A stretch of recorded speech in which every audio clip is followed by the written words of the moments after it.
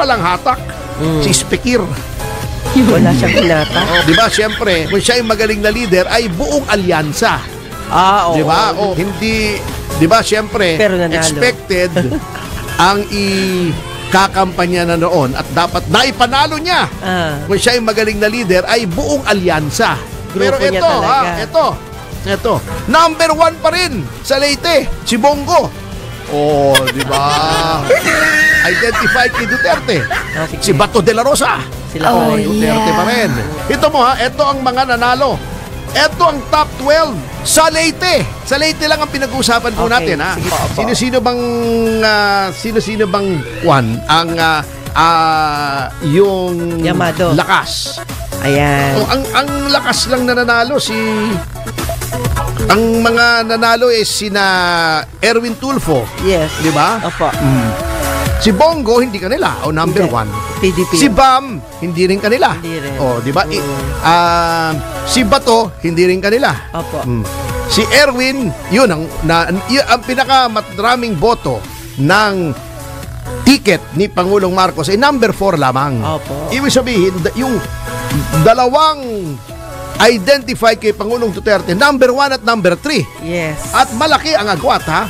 Si Bongo, ito ay halos malaki, ha? Opo. Halos 10 milyon ang pagitan ng number 1 at number 4. Number 4 yun. Halos 10 milyon. Kiko Panghilinan, di rin kanila. Hindi rin po. Pero inendorso ni Cheese Escudero. Opo. Nga saka si Bam, di ba? Opo. Si Bam sa INC. Hindi, I mean, inendorso rin ni Cheese. Okay. Dalawa inendorso ni Cheese. Akala ko si doon sa INC. Kiko at saka si Bam.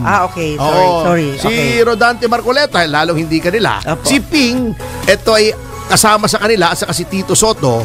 Pero ito naman i-endorso ng Pangulo hindi. Individual. Panalo to. Laging panalo to. Si Pia Cayatan, laging panalo ito. Opo. Ang napanalo ng endorsement ni Sara Duterte, dalawa na pumasok at the last minute. Yes. Si Amy Marcos. Yes. At si Camille Villar, number 10 and number 12, Opo. respectively. Ayan. So, hindi nakakuha ng clean sweep. Hindi nga nakakuha ng majority. Hindi nga nakakuha ng kalahati. 5-5. Pero, puro top-notcher yung kay Pangulong Duterte mga kandidato, yung PDP laban. At ang nakakagulat dyan, matataas din ang ranking ng mga iba, although first-timers. Jimmy Bondoc, number 17 yata. Opo. Diba? Malapit pa rin. Si Ipe, yes. Kung hindi sumayaw yun, nanalo yun. Palagay ko nakasama yung sayaw Hindi, nag-uumpisa pa lang naman sila. Nakasama palagi ko yung sayaw. Parang si Bong Revilla sumayaw. Ibig sabihin yan, hindi na uso ang sayaw. Sa nasyonal. Opo. Si Jinky Luistro sumayaw. Nasagwa nga ng sayaw Parang palakang hinahabol para gawing dun sa Pampanga para iluto. Nanalo, yan. Nanalo. Pero sa national, yung mga sumayaw, nangamote. Si Harry Roque yata sumayaw din di ba? Kailan ba sumayaw si Harry Roque? Nung last time. 2019, di ba? Hindi rin nanalo. Ayun lang. Si Jojo Binay sumayaw, di ba? Kasama si Alma Moreno, yung presidential, di din nanalo. Sayang lang si Abby Binay, no? Si Abby Binay, kasama rin nila, natalo rin.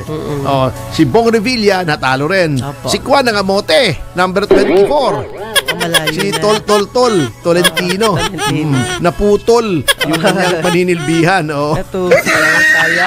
Sayang din. Si Benhar Abalos, ganun din. Opo. Anong nangyari sa kanya? Abalost. Natalo. Abalost. Oo. Pero siyempre dapat kahit na mawala sila sa linya ng politika, tumulong pa rin sila. Oo. Hindi, pero ito ang maling mga analysis. Opo.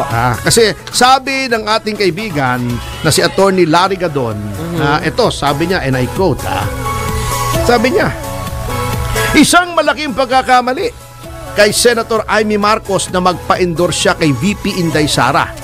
Dahil ito ay isang kiss of death, gayon din si Camille Villar, dahil wala naman talagang tao ang mga Duterte. Anyari. Galit na sila. mukhang Bumaliktad. this statement did not age well. Ayun. Kumbaga, sabi ng mga di ba? Sabi ng mga millennials, this did not age well. Marami palang tao kasi na number 1. Si Bongo, Napunta 6 million ang dumagdag from yung unang takbo niya. 20 million siya. Ngayon, 26 million. 26 million. Biro mong dagdag yun, no? Sayang na may kaibigan Si mo. Bato, tumaas ang rating. Di ba? Opo. Oh. Yun lang. At saka ito pa, ha? Mm.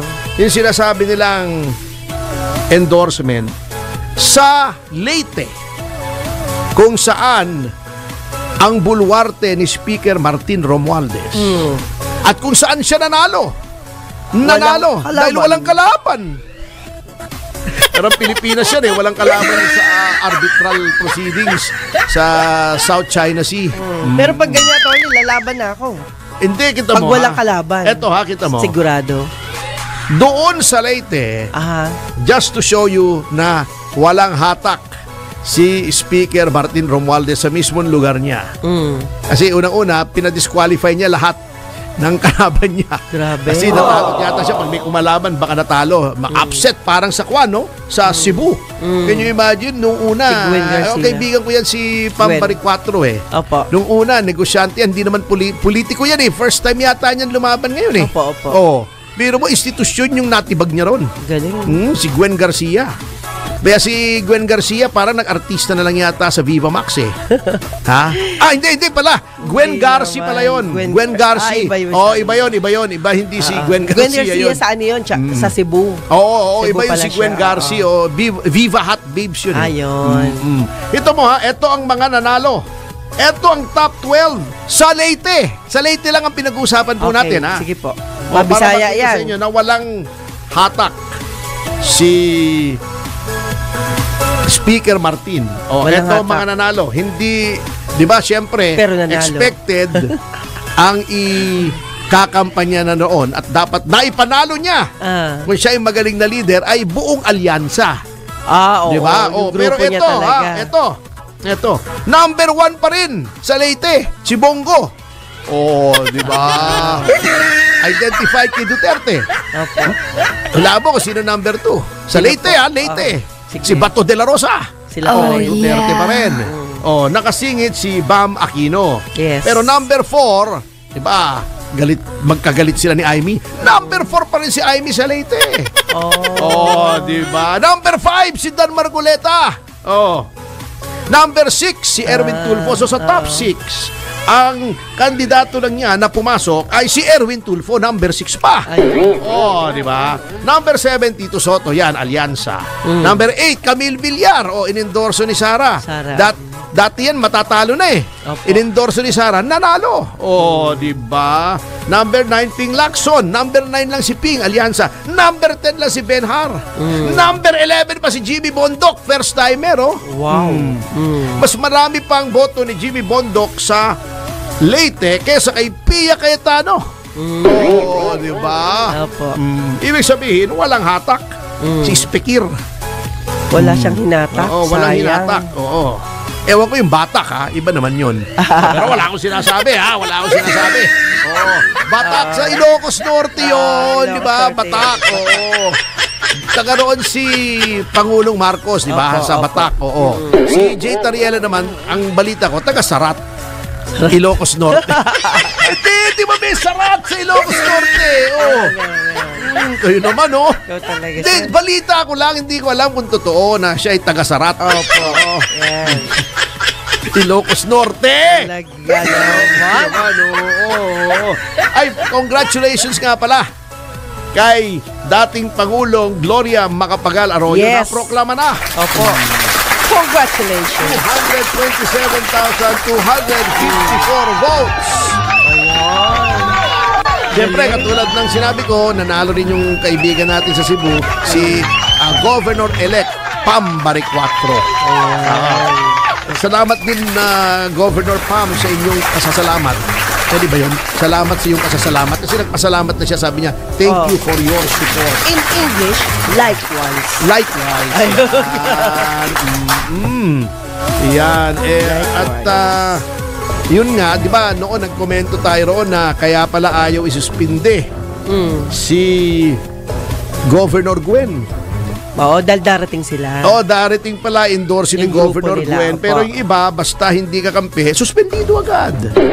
Yun ang kakamutihan. O yan. Akala nila kasi hindi mapapansin yan ng mga tao. Yung mga pinaggagawa nilang yan. O yan. Talino na botante ngayon.